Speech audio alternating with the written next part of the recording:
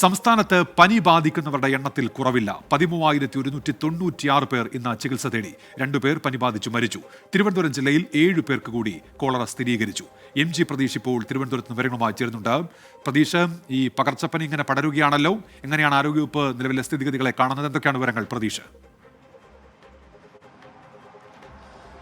ഉന്മേഷ, പകർച്ചപ്പനി കേസുകളിൽ ഓരോ ദിവസം കഴിയുന്തോറും കുറവില്ല എന്നതാണ് ആരോഗ്യവകുപ്പിന്റെ കണക്കുകളിൽ നിന്ന് തന്നെ വ്യക്തമാകുന്ന കാര്യം. പ്രതിദിനം 13,000-ലധികം രോഗികളാണ് പനി ബാധിച്ച് സംസ്ഥാനത്തെ വിവിധ സർക്കാർ ആശുപത്രികളിൽ ചികിത്സ തേടുന്നത്. ഇന്ന് 13,196 പേരാണ് പനി ബാധിച്ച ചികിത്സ തേടിയിട്ടുള്ളത്. ഇതിൽ 145 പേർക്ക് ഇന്ന് ഡെങ്കിപ്പനി സ്ഥിരീകരിച്ചിട്ടുണ്ട്. 416 പേർ ഡെങ്കിപ്പനി ലക്ഷണങ്ങളോടെ ചികിത്സ തേടി എന്നതാണ് ആരോഗ്യവകുപ്പിന്റെ തന്നെ കണക്കുകൾ പറയുന്നത്. 10 പേർക്കാണ് എലിപ്പനി ഇന്ന് സ്ഥിരീകരിച്ചിരിക്കുന്നത്. 42 പേർക്ക് H1N1 പനിയും സംസ്ഥാനത്ത് സ്ഥിരീകരിച്ചിട്ടുണ്ട്. 2 പേരാണ് എലിപ്പനി ബാധിച്ച് സംസ്ഥാനത്ത് ഇന്ന് മരിച്ചത്. ഒരാൾ മഞ്ഞപ്പിത്ത രോഗം ബാധിച്ചും മരിച്ചുവെന്ന് ആരോഗ്യവകുപ്പിന്റെ കണക്കുകൾ പറയുന്നുണ്ട്. അതായത് മിക്ക ജില്ലകളിലും 10,000-ലധികം പേരാണ് പ്രതിദിന രോഗബാധിതരായി ഉള്ളത്. മലപ്പുറം, കോഴിക്കോട്, തൃശൂർ, തിരുവനന്തപുരം ജില്ലകളിലും രോഗികളുടെ എണ്ണത്തിൽ വലിയ വർധനവ് ഓരോ ദിവസവും ഉണ്ടാകുന്നുണ്ട്.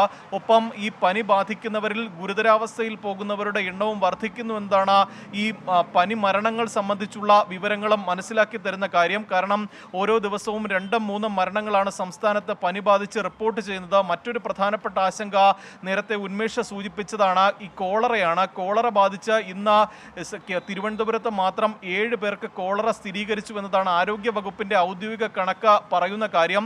ഇന്നലെ സ്ഥിരീകരിച്ച 2-ഉം ഇന്ന് സ്ഥിരീകരിച്ച 5-ഉം ചേർത്താണ് 7 പേർക്ക് തിരുവനന്തപുരത്ത് ഇതുവരെ കോളറ സ്ഥിരീകരിച്ചതായി ആരോഗ്യവകുപ്പ് പറയുന്നത്. നേരത്തെ കാസർഗോഡ് സ്വദേശിയായ ഒരാൾക്ക് കോളറ സ്ഥിരീകരിച്ചിരുന്നു. ഏറ്റവും പുതിയ കണക്ക്, ഏറ്റവും ഒടുവിലായി ആരോഗ്യവകുപ്പ് നൽകിയ കണക്ക് പ്രകാരം ഈ മാസം 8 പേർക്കാണ് കോളറ സ്ഥിരീകരിച്ചിരിക്കുന്നത്. കാസർഗോഡ് ജില്ലയിൽ പുതുതായി 3 കേസുകൾ കൂടി ഉണ്ട് എന്നുള്ള ഏറ്റവും പുതിയ വിവരം കൂടി പുറത്തു വരുന്നുണ്ട്. എന്തായാലും കോളറ വ്യാപനത്തിനെതിരെയും വലിയ ജാഗ്രത വേണമെന്നതാണ് ആരോഗ്യവകുപ്പ് പറയുന്നത്. ഒപ്പം പകർച്ചപ്പനിക്കെതിരെയും പ്രത്യേക മുന്നറിയിപ്പ് നൽകുകയാണ് ആരോഗ്യവകുപ്പ്. ഉന്മേഷ, ശരി, MG പ്രതീഷാണ് വിവരങ്ങൾ നൽകിയത്.